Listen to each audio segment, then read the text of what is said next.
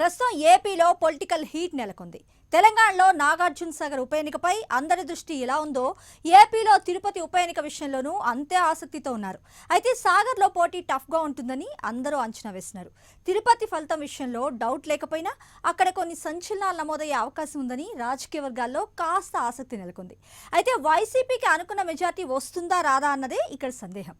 ఇక గెలిచినా గెలవకపోయినా వైసీపీ మెజార్టీని గత ఎన్నికల కంటే చాలా తగ్గించేయాలన్నది ఇటు టీడీపీ టార్గెట్.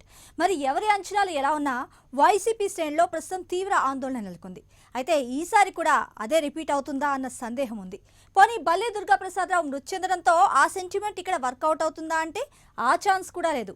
వైసీపీ ఆ ఫ్యామిలీకి సీట్ ఇవ్వలేదు. పైగా బల్లి నెల్లూరు జిల్లాకు చెందిన వ్యక్తి కావడంతో ఆ సెంటిమెంట్ ఇక్కడ పెద్దగా వర్కౌట్ అయ్యే ఛాన్స్ కనపడటం లేదు.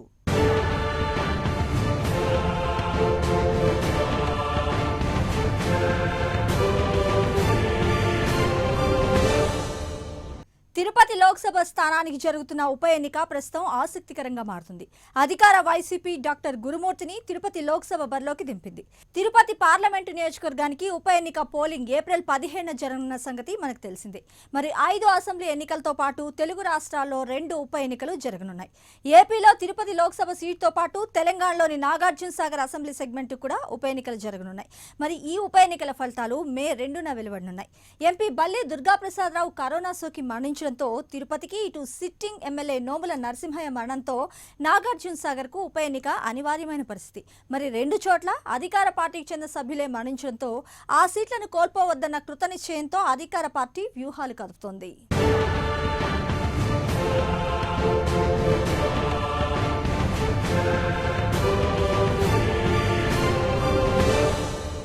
తిరుపతి ఉప ఎన్నిక పోరు వేడి పుట్టిస్తోంది. పార్టీల అభ్యర్థులు ఖరారయ్యారు. ఇప్పటికే టీడీపీ అభ్యర్థి పనబాక లక్ష్మి నామినేషన్ కూడా వేశారు. తాజాగా వైఎస్ఆర్సీపీ అభ్యర్థి డాక్టర్ గురుమూర్తి కూడా తన నామినేషన్ని నెల్లూరు కలెక్టరేట్లో నామినేషన్ వేశారు. అదే సమయంలో బీజేపీ అభ్యర్థి కత్తి రత్నప్రభ కూడా నామినేషన్ పత్రాలు సమర్పించారు. ఇక ఆ తర్వాత ప్రచార పర్వం మరింత వేడెక్కే అవకాశం ఉంది.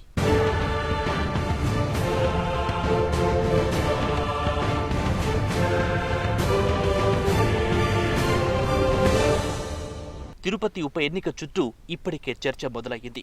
పార్టీలన్నీ అస్త్రశస్త్రాలతో సిద్ధమవుతున్నాయి.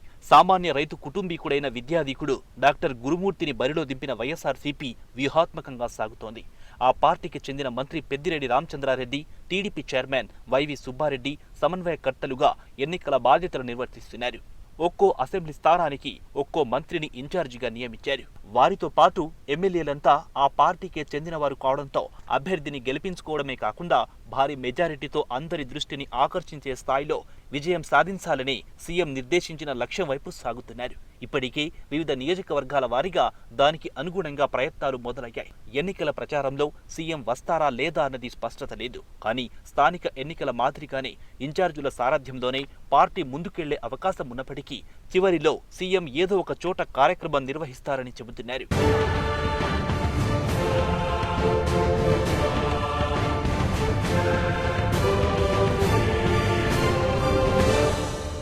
ఇక టీడీపీ అభ్యర్థి పనబాక లక్ష్మి గత సాధారణ ఎన్నికల్లో 2వ స్థానంలో నిలిచారు. భారీ ఓట్ల తేడాతో ఓటమి పాలైన తర్వాత మారిన రాజకీయ పరిస్థితుల్లో ఈసారి గెలవాలని లక్ష్యంగా పావులు కదుపుతున్నారు. టీడీపీ నేతలు మాత్రం గట్టిగా శ్రమించాలని నిర్ణయించుకున్నారు. చంద్రబాబు కూడా ప్రతిష్టాత్మకంగా తీసుకుని తిరుపతి ఉప ఎన్నికలు గెలవాలనే సంకల్పంతో సాగుతున్నట్లుగా కనిపిస్తోంది. స్వయంగా ఆయనే ప్రచార బాధ్యతలను తీసుకుని విస్తృతంగా పర్యటించేందుకు సిద్ధమవుతున్నారు. నారా లోకేష్, ఇతర నేతలు ప్రచారం చేసేందుకు సన్నద్ధమవుతున్న తరుణంలో టీడీపీ ఆశలు ఏ మేరకు నెరవేరుతాయన్నది చూడాలి.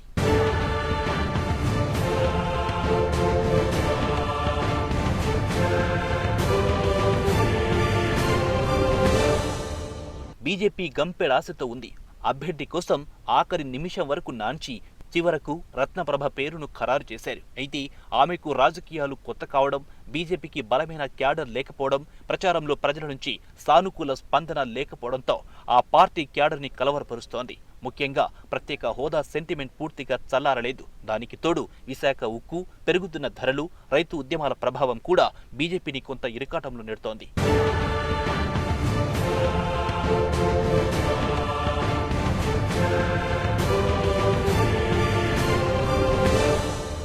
ఇలాంటి పరిస్థితుల్లో తిరుపతి ఓటర్లను ప్రసన్నం చేసుకోవడం కమలనాథులకు తలకు మించిన భారమే అవుతోంది.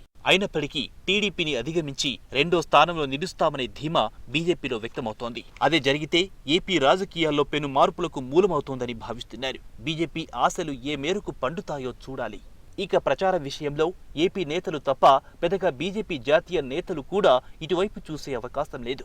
మిగిలిన 5 రాష్ట్రాల ఎన్నికలు ఉండడంతో జాతీయ అధ్యక్షుడు జేపీ నడ్డా వంటి వారు చివరలో ముఖం చూపించే అవకాశం ఉందని చెబుతున్నారు. చూడాలి ఆ పార్టీ ప్రచారంలో ప్రజలను ఏ మేరకు చేరువ కాగలుగుతుందన్నది.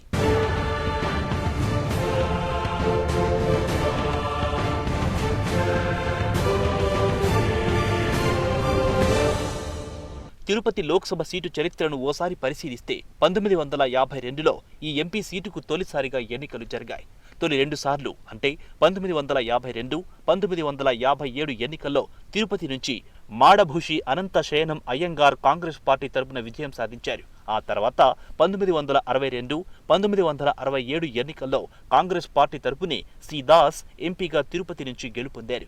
ఆ తర్వాత 2 సార్లు 1971, 1977లలో కాంగ్రెస్ పార్టీ తరపున టి బాలకృష్ణయ్య, 1980లో పసల పెంచలయ్య తిరుపతి నుంచి ఎంపీగా విజయం సాధించారు. 1984లో తిరుపతి ఎంపీ సీటు తెలుగుదేశం పార్టీకి దక్కింది.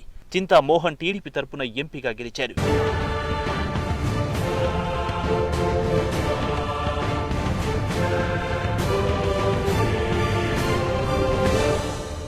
ఇదే చింతా మోహన్ 1989, 1991లలో కాంగ్రెస్ పార్టీ తరపున తిరుపతి నుంచి లోక్సభకు ఎన్నికయ్యారు. 1996లో మరోసారి కాంగ్రెస్ పార్టీ తరపున పోటీ చేసిన నెలవల సుబ్రహ్మణ్యం ఎంపీగా గెలిచారు. 1998లో తిరుపతి టీడీపీలో చేరిన చింతమోహన్ తిరుపతి నుంచి లోక్సభకు ఎన్నికయ్యారు. 1999లో తిరుపతి సీటు బీజేపీకి దక్కింది. టీడీపీతో కలిసి ఎన్నికలను ఎదుర్కొన్న బీజేపీ తరపున తిరుపతి ఎంపీగా నందిపాక వెంకటస్వామి గెలుపొందారు. 2004, 2009లలో కాంగ్రెస్ పార్టీ తరపున చింతామోహన్ తిరుపతి ఎంపీగా గెలుపొందారు. 2014లో వెలగవల్లి వరప్రసాదరావు, 2019లో బల్లి దుర్గాప్రసాదరావు వైసీపీ తరపున గెలుపొందారు. మొత్తం మీద తిరుపతి నుంచి అత్యధిక సార్లు ఎంపీగా ప్రాతినిధ్యం వహించిన ఘనత చింతామోహన్ కు దక్కింది. ఆయన మొత్తం మీద 6 సార్లు, 2 సార్లు టీడీపీ తరపున, 4 సార్లు కాంగ్రెస్ పార్టీ తరపున తిరుపతి ఎంపీగా విజయం సాధించారు.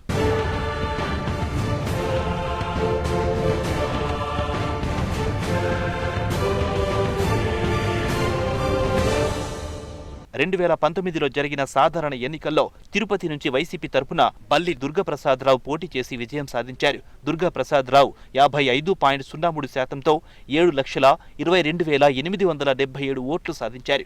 ఆయన సమీప అభ్యర్థి తెలుగుదేశం పార్టీకి చెందిన పనబాక లక్ష్మిపై 2,28,376 ఓట్లు మెజారిటీతో గెలుపొందారు. పనబాక లక్ష్మికి 37.65%తో 4,94,501 ఓట్లు పడ్డాయి. నోటాకు 1.96%తో 25,781 ఓట్లు రాగా కాంగ్రెస్ తరపున పోటీ చేసిన చింతామోహన్ కు 1.84%తో 24,039 ఓట్లు, బీఎస్పీ అభ్యర్థి శ్రీహరిరావుకు 1.60%తో 20,971 ఓట్లు, బీజేపీ అభ్యర్థి బి శ్రీహరిరావుకు 1.22%తో 16,125 ఓట్లు.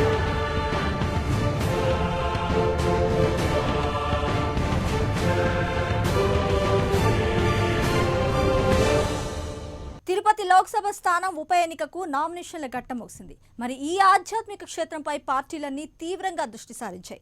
2019 సాధారణ ఎన్నికల్లో ఈ స్థానం గెలుచుకున్న వైసీపీకి సిట్టింగ్ సీటు నిలబెట్టుకోవడం సవాలుగా మారుతుంది. ఈసారి తమదే విజయమనే ధీమాలో ఇటు టీడీపీ, బీజేపీ ఉన్నాయి. మరి టీడీపీ, వైసీపీ ఒంటరిగానే బరిలో దిగుతుండగా బీజేపీకి మాత్రం జనసేన మద్దతునిస్తున్నట్లు ప్రకటించింది. మరి ఈ నేపథ్యంలో తిరుపతి లోక్సభ స్థానంలో ఆసక్తికరంగా రాజకీయాలు రంజుగా మారుతున్నాయి.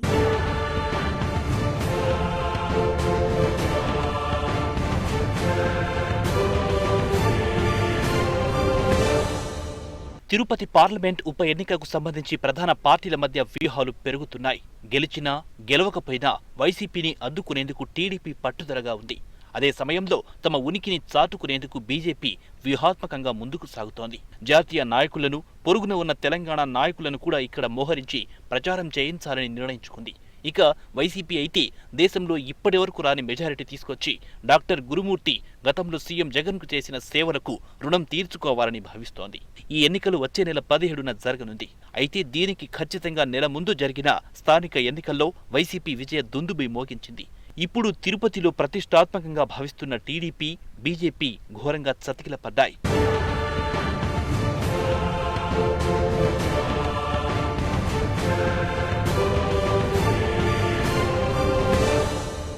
తిరుపతి పార్లమెంటు ఎన్నికల్లో ఏ మేరకు రాజకీయ నేతల వ్యూహాలు సక్సెస్ అవుతాయనేది ప్రశ్నార్థకంగా మారింది. అయితే ఇక్కడ చిత్రమేంటంటే తిరుపతి కార్పొరేషన్ పరిధిలోనే ఈ రెండు పార్టీలు పట్టు కోల్పోయాయి. నిజానికి తిరుపతిని అభివృద్ధి చేసింది తామంటే తామేనని ఈ రెండు పార్టీల నాయకులు చెప్పుకొచ్చారు. కానీ కార్పొరేషన్ ఎన్నికల్లోనే పట్టు సాధించలేకపోయారు. ఇక పార్లమెంటు ఎన్నికల్లో ఏం చేయాలనే విషయంపై పక్కా వ్యూహంతో ముందుకు సాగుతున్నాయి.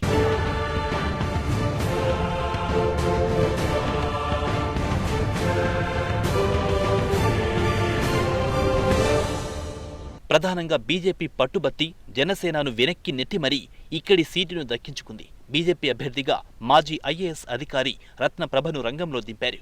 ఇక టీడీపీ విషయానికొస్తే ఊరికి ముందే అభ్యర్థిని ప్రకటించారు. అయితే స్థానిక ఎన్నికల ఎఫెక్టుతో ఇక్కడ గెలిచినా గెలవకపోయినా వైసీపీ ఆశిస్తున్న భారీ మెజారిటీని మాత్రం తగ్గించేయాలని టీడీపీ నాయకులు ప్లాన్ చేసుకున్నారు.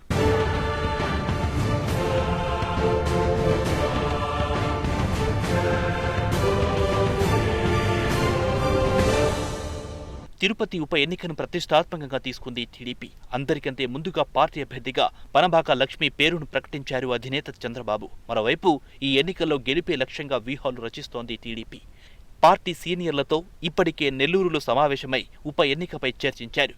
ఇప్పుడు తిరుపతిలో మరోసారి పార్టీ సీనియర్లు చర్చలు జరిపారు. ఈ సమావేశానికి యనమల రామకృష్ణుడితో పాటు పలువురు పార్టీ సీనియర్లు హాజరయ్యారు. ఎన్నిక సజావుగా జరిగితే తిరుపతి ఎంపీ స్థానం టీడీపీదేనన్నారు యనమల రామకృష్ణుడు. ఉప ఎన్నికలను సజావుగా నిర్వహించాల్సిన బాధ్యత ఎన్నికల కమిషన్పై ఉందన్నారు. ఓటర్లను ప్రలోభ పెట్టకుండా, దౌర్జన్యాలకు దిగకుండా జగన్ ఎన్నికల్లోకి వెళ్లగలడా అంటూ ప్రశ్నించారు. మరోవైపు అధినేత చంద్రబాబు ఇటీవలే సీనియర్లతో చర్చించారు.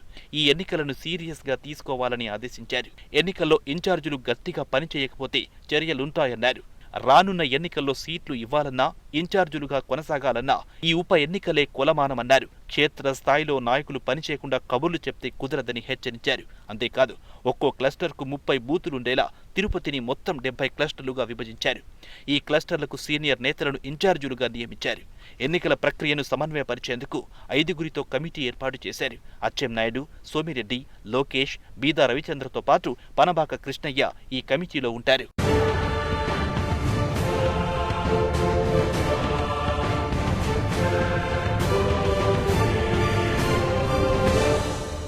మరోవైపు డాక్టర్ గురుమూర్తిని బరిలోకి దింపుతోంది వైసీపీ. సిట్టింగ్ స్థానం కావడంతో ఎలాగైనా గెలవాలని పట్టుదలతో ఉంది వైసీపీ. బల్లి దుర్గప్రసాద్ కుమారుడు కళ్యాణ్ చక్రవర్తికి టికెట్ ఇస్తారని మొదట భావించారు. అయితే అతనితో చర్చించిన అనంతరం జగన్ వ్యక్తిగత ఫిజియోథెరపిస్టు డాక్టర్ గురుమూర్తిని ఖరారు చేశారు. జగన్ పాదయాత్ర సమయంలో గురుమూర్తి వెంటే నడిచారు. జగన్ కు అత్యంత నమ్మకస్తుడిగా పేరు పొందారు. శ్రీకాళహస్తికి చెందిన గురుమూర్తి వైఎస్ రాజశేఖర రెడ్డికి వీరాభిమాని. జగన్ పిలుపుతో ఇప్పుడు ప్రత్యక్ష రాజకీయాల్లోకొస్తున్నారు.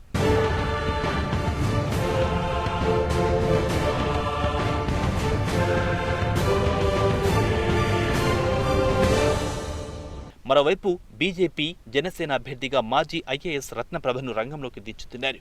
రత్నప్రభ సొంత రాష్ట్రం ఆంధ్రప్రదేశ్ కాగా ఆమె 1981 బ్యాచ్ కర్ణాటక కేడర్ ఐఏఎస్ అధికారిని. కన్నడ ప్రభుత్వంలో ఆమె పలు హోదాలలో పనిచేశారు. 2019 జూన్లో ప్రభుత్వ ప్రధాన కార్యదర్శిగా పదవి విరమణ చేశారు. 2019లోనే ఆమె బీజేపీలో చేరారు. ఆమె భర్త ఏ విద్యాసాగర్ ఆంధ్రప్రదేశ్ కేడర్కి చెందిన రిటైర్డ్ ఐఏఎస్ అధికారి. రత్నప్రభ కూడా కొన్నాళ్లు డిప్యుటేషన్పై ఉమ్మడి ఆంధ్రప్రదేశ్లో పనిచేశారు. ఈ నేపథ్యంలో ఆమె అభ్యర్థిత్వంపై బీజేపీ అధిష్టానం మొగ్గు చూపింది.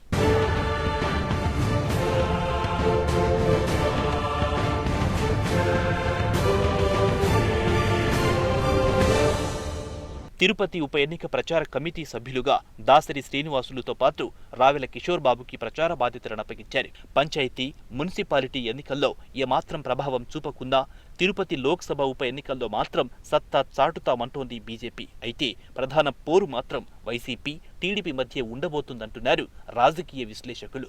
దీంతో ఇటు టీడీపీ, అటు వైసీపీ, మరోవైపు బీజేపీ వ్యూహాత్మకంగానే అడుగులు వేస్తూ ఉండడం గమనార్హం. స్థానిక ఎన్నికల రిజల్ట్ ఊపు కనుక జనాల్లో ఉంటే వైసీపీకి విజయం ఏకపక్షం అవుతుంది అంటున్నారు పరిశీలకులు. అలా కాకుండా టీడీపీ ప్రణాళికలు, ప్రచారం కనుక సక్సెస్ అయితే హోరాహోరీ ఫైట్ ఉంటుందని చెబుతున్నారు. మరి ఏం జరుగుతుందో చూడాలి.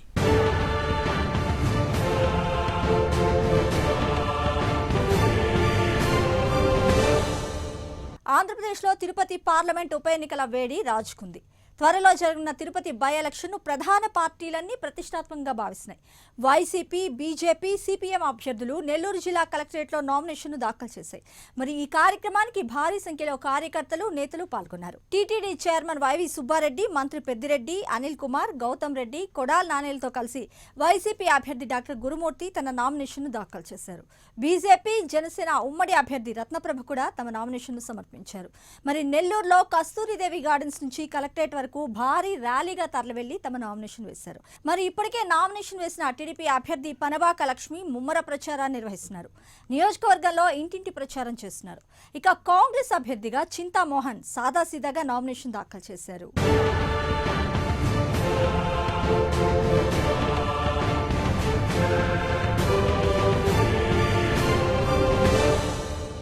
తిరుపతి ఎంపీ స్థానానికి త్వరలో ఉప ఎన్నిక జరగనుంది.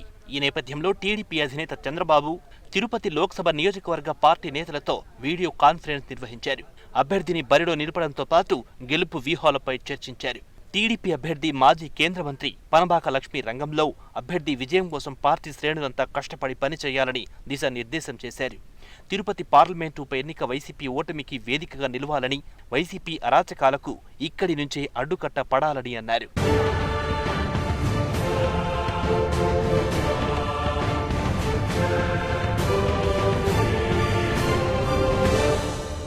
తిరుపతి పార్లమెంట్ పరిధిలోకొచ్చే 7 అసెంబ్లీ నియోజకవర్గాల్లో ఒక్క చోట కూడా టీడీపీ ఎమ్మెల్యే లేరు. ఇలాంటి చోట ఉప ఎన్నిక అనుకున్నంత ఈజీ అయితే కాదు. తిరుపతి పార్లమెంట్ స్థానంలో టీడీపీ గెలిచి కూడా చాలా కాలమయ్యింది.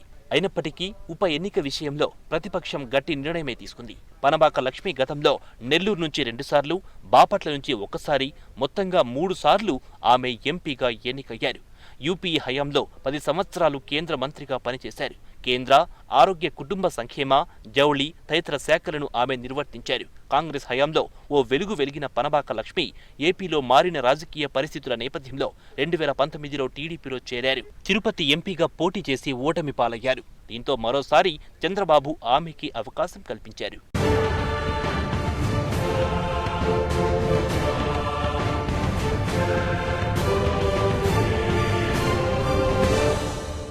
తిరుపతి ఉప ఎన్నికల్లో అధికార వైసీపీ చాప కింద నీరులా దూసుకెళ్తోంది. ప్రధాన పార్టీలన్నీ ప్రతిష్టాత్మకంగా భావిస్తున్న వేళ అధికార వైసీపీ సైలెంట్ గా దూసుకెళ్తోంది. తిరుపతి ఉప ఎన్నికల్లో ఇప్పటికే టీడీపీ అభ్యర్థి పనబాక లక్ష్మి నామినేషన్ వేశారు. వైసీపీ అభ్యర్థి గురుమూర్తి ఈ నెల 29న నామినేషన్ వేశారు. బీజేపీ కూడా మాజీ ఐఏఎస్ రత్నప్రభను అభ్యర్థిగా ప్రకటించింది. గెలుపు కోసం పార్టీలన్నీ వ్యూహాత్మకంగా కదులుతున్నాయి.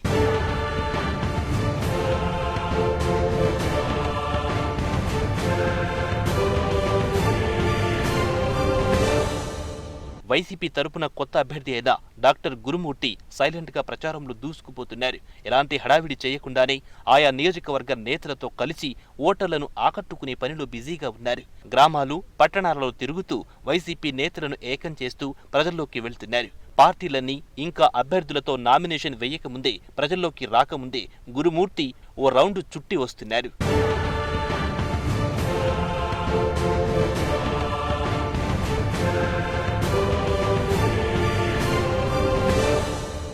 సీఎం జగన్ అమలు చేస్తున్న సంక్షేమ పథకాలు ప్రజలకు వివరించి రాబోయే తిరుపతి పార్లమెంట్ ఉప ఎన్నికల్లో గురుమూర్తిని భారీ మెజారిటీతో గెలిపించాలని, అందరూ కలిసి పనిచేద్దామని వైసీపీ ఎమ్మెల్యేలు, మంత్రులు కోరుతున్నారు. గురుమూర్తి గెలుపు బాధ్యతలను తన భుజస్కంధాలపై వేసుకున్నారు.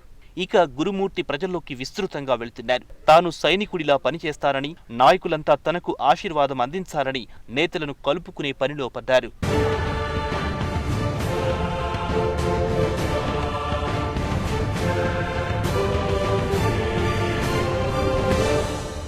రాజకీయ పొత్తుల్లో పట్టువిడుపులకు సంబంధించి మిత్రులతో గట్టిగా వాదించడంలో మళ్లీ వకీల్ సాబ్ విఫలమయ్యారని చెప్పాలి. ప్రతిష్టాత్మక తిరుపతి ఉప ఎన్నికల్లో పోటీ చేసే తామేనని హరిహర వీరమల్లు స్థాయిలో ప్రతిజ్ఞ చేసిన పవన్ కళ్యాణ్ ఢిల్లీకి వెళ్లి బీజేపీ హైకమాండ్తోనూ తలపడినంత పనిచేశారు. స్నేహం కోసం తాను చేసిన త్యాగాలను గుర్తు చేసి తిరుపతిలో పోటీకి అవకాశం ఇవ్వాల్సిందిగా కోరారు. కానీ జనసేనానికి మళ్లీ నిరాశ ఎదురైందని చెప్పాలి. తిరుపతి ఉప ఎన్నికకు సంబంధించి బీజేపీ అధికారిక ప్రకటన చేసింది.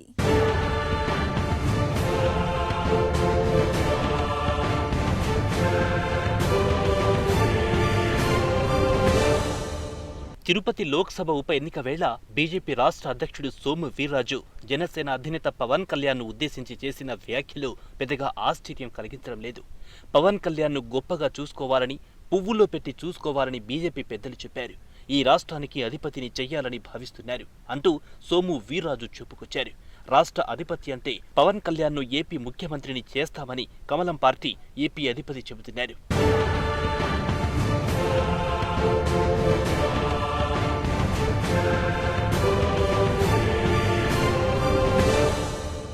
సోము వీర్రాజు ఈ మాటలు ఎందుకు అన్నారో తెలుసుకోవడానికి పెద్దగా ఆలోచించాల్సిన పనిలేదు. తిరుపతి ఉప ఎన్నికల దృష్ట్యా బీజేపీ నేతల నోటి నుంచి ఇలాంటి వ్యాఖ్యలొచ్చాయని ఇట్టే అర్థమవుతోంది. ఎంపీ సీటు రాలేదని గుర్రుగా ఉన్న జనసేన కార్యకర్తలను కూల్ చేయడానికి పవన్ సీఎం అనే మాట సోము వీర్రాజు పలికారు. నిన్నటి వరకు పవన్ కళ్యాణ్ అభిమానులు ఈ మాటను పదే పదే పలికేవారు. ఇప్పుడు సోము వీర్రాజు పలికారు. అందులో పెద్దగా వింతేమీ లేదు. బీజేపీ అవసరం అలాంటిది.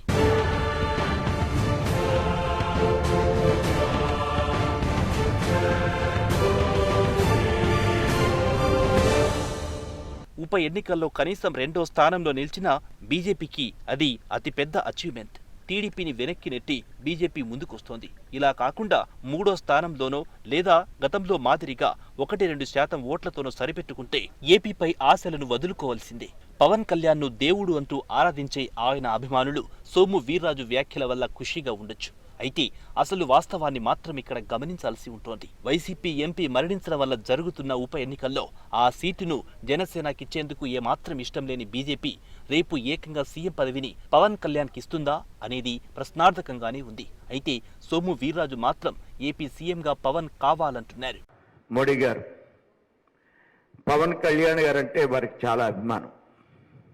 వారు 14 ఎన్నికల సందర్భంగా మీ తిరుపతిలో బహిరంగ సభ, పక్కన ఉన్నటువంటి ఒక నగరంలో బహిరంగ సభ, గుంటూరులో బహిరంగ సభ, భీమవరంలో బహిరంగ సభ, విశాఖపట్నంలో బహిరంగ సభ, వర్షంలో పవన్ కళ్యాణ్ గారు ఆ రోజున మాట్లాడారు. 14 రాత్రి మోడీ గారు కూడా తడిచిపోయారు. ఒక విషయాన్ని మోడీ గారు వారి దగ్గరికి వెళ్ళినప్పుడు పవన్ కళ్యాణ్ గారు కలిసి వెళ్ళిన తర్వాత మోడీ గారు చెప్పారు, వీర్రాజు మనం పవన్ గారిని ఎప్పుడు కూడా జాగ్రత్తగా చూసుకోవాలి. వారు కాబోయేటువంటి ప్రధానమంత్రి ప్రచార సందర్భంగా పవన్ కళ్యాణ్ గారిని పువ్వులా చూడాలి మనం అని వారి హెలికాప్టర్లోనే పవన్ కళ్యాణ్ గారిని కూర్చోబెట్టి ఆ 7 బహిరంగ సభలో ఇద్దరు కలిసే తిరిగారు. ఆయన కాబోయేటువంటి ప్రధానమంత్రి అయినప్పుడు కూడా పవన్ గారు అంటే వారికి, అలానే ఇవాళ ఉన్న హోమ్ మినిస్టర్ గారికి కొన్ని అంశాలు నా దృష్టిలో ఉన్నాయి. ఇవి ఈ సందర్భంలో నేను మాట్లాడను. వారిని గౌరవించాలి. ఆయన్ని రాష్ట్రానికి అధిపతిని చేయాలన్నటువంటి ఆలోచన ఎప్పుడూ పార్టీలో ఉంది. ఇది 100% వాస్తవమైనటువంటి అంశం.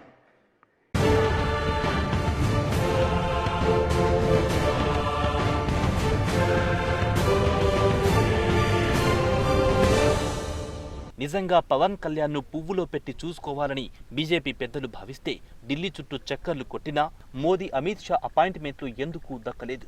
అధికారం వస్తుందో లేదో తెలియని సీఎం పదవిపై పవన్ కళ్యాణ్ను కూర్చోబెడతామంటున్న బీజేపీ నేతలు అంతకు ముందే సాధ్యమైన కేంద్ర మంత్రి పదవిని ఎందుకు ఇవ్వడం లేదు?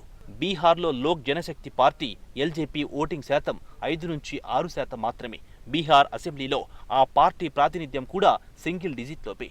ఇంత తక్కువ శాతం ఓటింగ్ ఉన్న ఎల్జేపీ పార్టీ అధినేత రామ్విలాస్ పాశ్వాన్కు కేంద్ర కేబినెట్లో బీజేపీ ప్రభుత్వం చోటు కల్పించింది.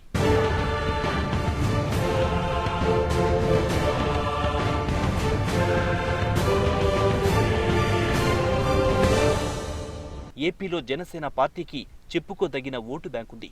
2019 ఎన్నికల్లో ఆ పార్టీ 5.53% ఓట్లను సాధించింది. ఎల్జేపీతో పోల్చుకుంటే జనసేన ఓటు బ్యాంకు కొద్దిమేర ఎక్కువే. మరి ఎల్జేపీ అధినేతకు కేంద్ర మంత్రి పదవి ఇచ్చిన బీజేపీ నేతలు జనసేన అధినేత పవన్ కళ్యాణ్కు ఎందుకు ఇవ్వరో బీజేపీ పెద్దలకే తెలియాలి.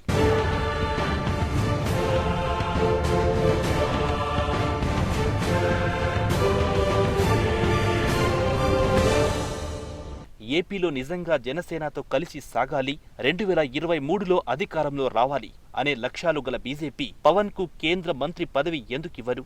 పవన్ కు కేంద్ర కేబినెట్లో బెట్టిస్తే ఏపీలో జనసేన బీజేపీ కూటమి బలపడేందుకు బలమైన మార్గం ఏర్పడుతోంది. ఏపీ నుంచి ప్రస్తుతం కేంద్ర కేబినెట్లో ప్రాతినిధ్యం ఎలాగూ లేదు. ఆచరణలో సాధ్యమైన అంశాలను వదిలిపెట్టి అసాధ్యమైన అధికారం, ముఖ్యమంత్రి పదవి అంటూ బీజేపీ నేతలు చెప్పడంలో విడ్డూరం ఏమీ లేదు.